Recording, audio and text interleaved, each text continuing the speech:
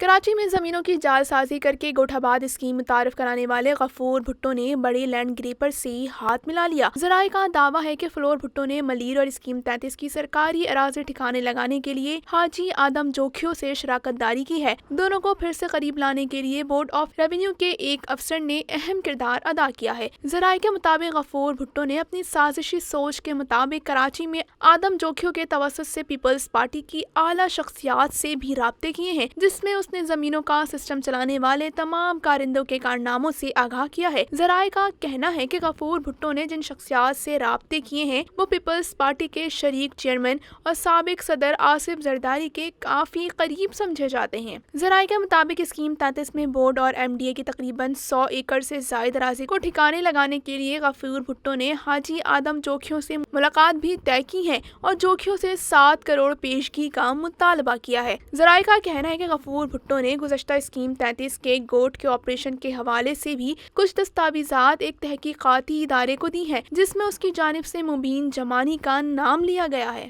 ذرائع کا کہنا ہے کہ پیپلز پارٹی اور سسٹم کی سابقہ شخصیات سے غفور بھٹو نے کینیڈا میں مقیم اومنی گروپ کے سربراہ اور سابق صدر کے قریب سمجھے جانے والی شخصیت کا بھی حوالہ دیا ہے، جبکہ شبیر بمبارڈ کے علاوہ ایک سابق ڈی سی اور موجودہ سسٹم چلانے والے افراد کے حوالے سے بھی جعل سازی کا بتایا ہے۔ Prime news, Karachi.